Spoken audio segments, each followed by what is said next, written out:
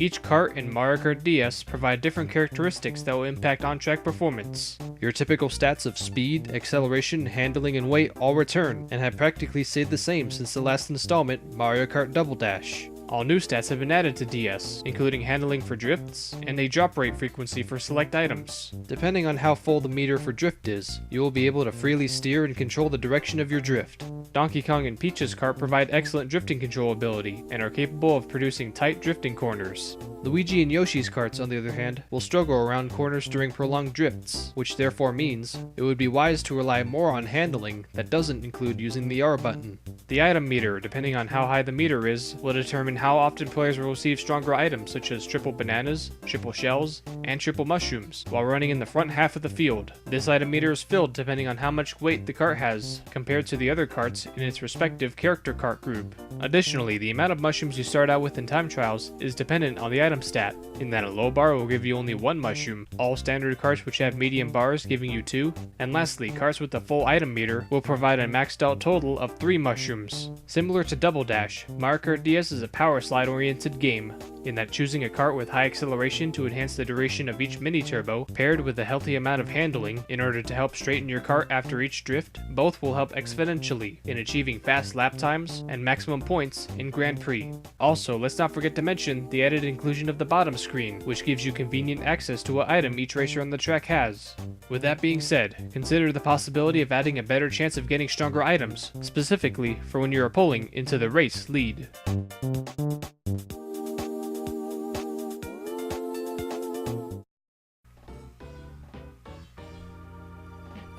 Hello everybody, this is Nintendo 14, welcome back to the year of Mario Karts. Last time, we scraped the surface in the mission mode, and now in this time, we are back in the Grand Prix, going to 150cc, and we shall be playing as... drumroll please. I guess it's just taking its sweet old time to select the character. We're playing as Toad for this part. Now in between this part and the last part, I went ahead and I can't remember off the top of my head, but I did complete a portion of one of the cups from 50 or 100cc in order to unlock the third cart that you can have for each character up to this point. So we're gonna feature that here in the flower cup for this part, with our 4 next new tracks. So we'll do that, and we'll also go over the 5 things I like about Mario Kart DS, because this ought to be a fun list. Not really, I mean that, as in, there's quite a lot of things that I really do enjoy about Mario Kart DS, because of the fact that this is my most played Mario Kart, probably to date. I mean, Mario Kart 8 could get there if I do play it for that long, for that many years. So let's start out with an honorable mention to my like list from Mario Kart DS, and that's the time trials. The fact that the bottom screen is being used for time trials, that introduced some pretty neat features. Like there's a little bar that comes out of where your driving lines are, so you can use the bottom line, or the bottom screen, to look at the driving lines that you have in your time trials, and it's a pretty convenient way to plan out a better way to make faster lap times in time trials. So that's quite the neat thing you can do with that here in this game DS. So with that out the way, now let's get into number 5 on my like list on Mario Kart DS. That's gonna be the emblems.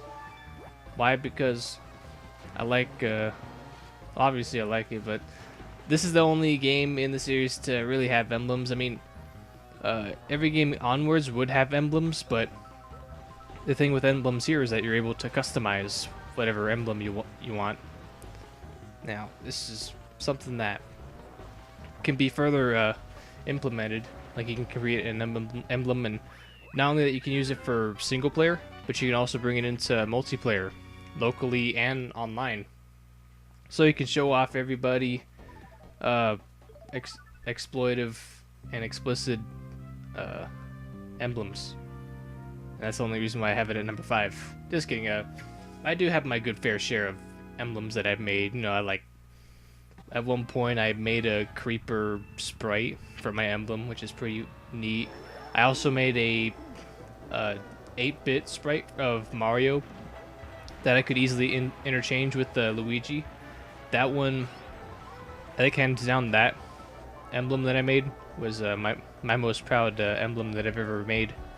And now it's somehow Aaron now has that emblem because I think at one point me and my cartridge and his cartridge swapped. So in turns, I have Aaron's copy of Mario Kart DS, and I think he has mine.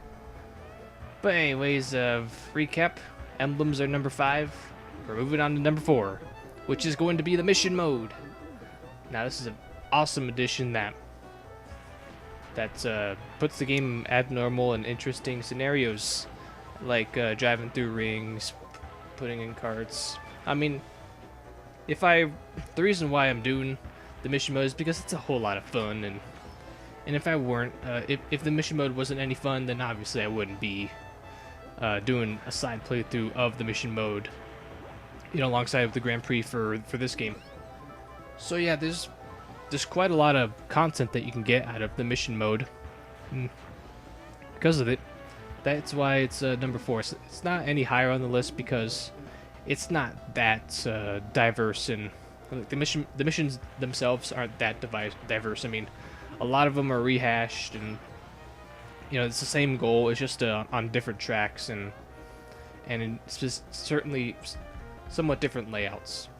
But the one thing that does keep it fresh are the bosses at the very end of each level.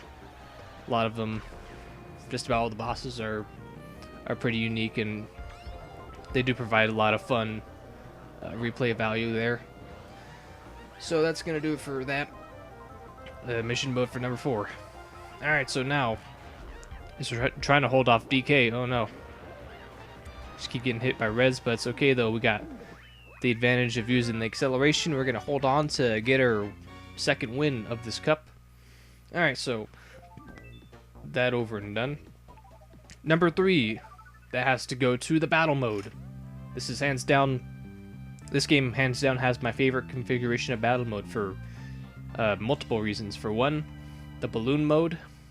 They have it so you start out with only one balloon, but if you blow into the microphone, or just something that the microphone can read, or if you hold the select button, you can inflate balloons individually there.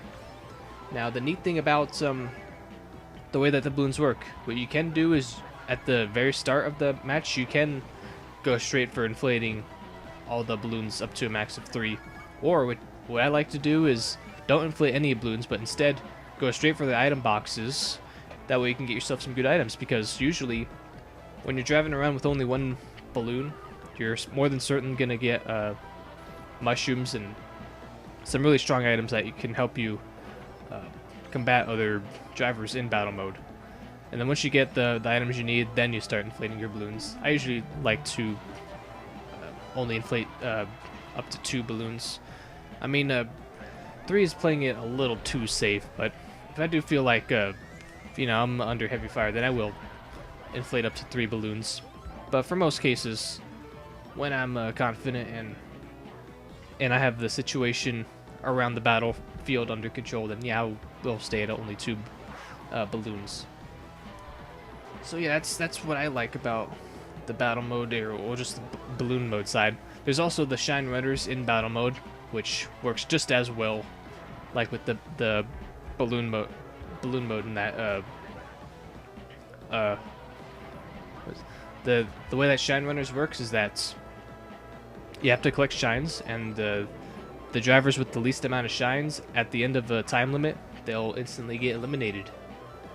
And so you have to keep doing that. The timer resets after it has eliminated some drivers, and it keeps going and going. Eventually, there'll be a point where, well, there'll never be a point where the person with the most shines, or like the least amount of shines, will tie. So like, say if there's 2 people left, there's always going to be an odd number of shines, and you do have like a time limit on how many on when you can get the shine spice. Or where am I going with this anyways?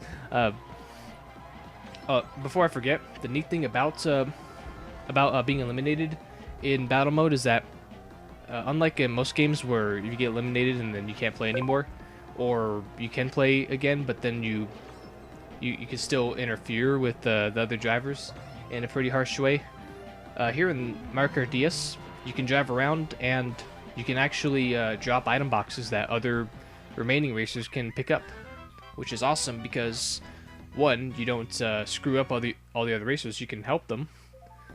I'm looking at you, Mario Kart 8 for the Wii U, and how you can, when you're dead, you can still screw over the racers by getting bombs and shells and bananas.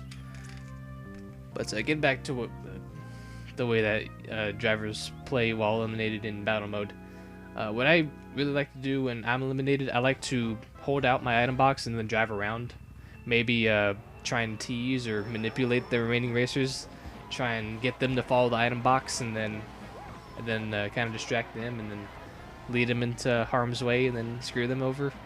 That could be, the only way you could screw over others. But mainly, the remaining players have their destiny is in their own hands, even when there's players that are eliminated. So in battle mode, if there's players eliminated, you don't have to worry about the eliminated players screwing over the players that are still there.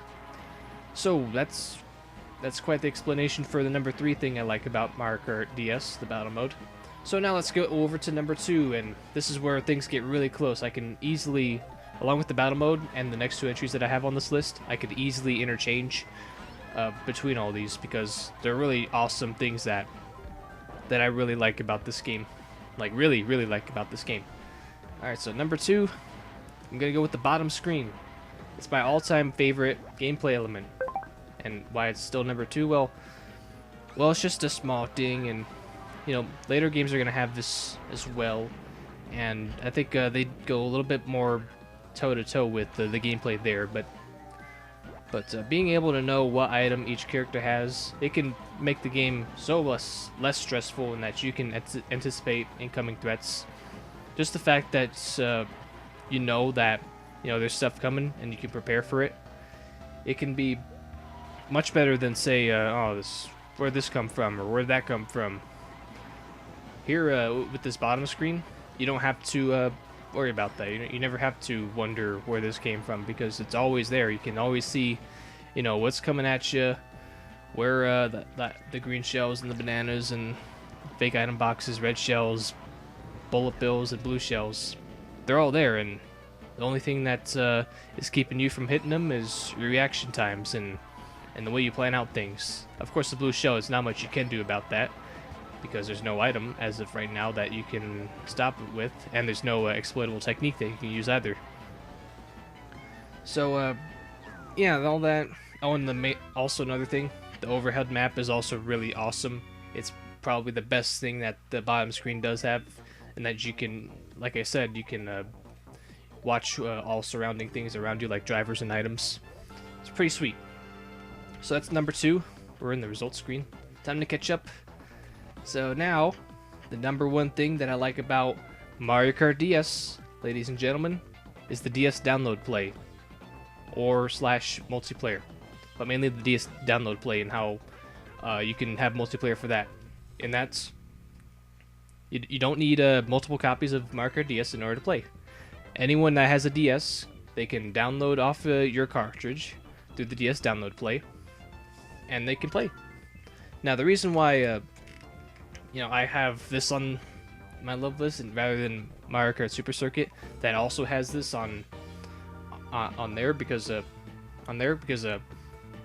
this game just took up the whole DS download play up a notch, like a huge notch, because when you're playing in single card play, the demo guy, if you want to call it that downloads off you, he can play more than just 4 tracks or just 4 tracks. Here in Mario Kart DS, they have access to all the tracks from the Mushroom and the Shell Cup. So with single card player, you can play with up to 8 tracks, and you can also play battle mode with them, but only with you can only play 3 battle arenas, if I'm correct.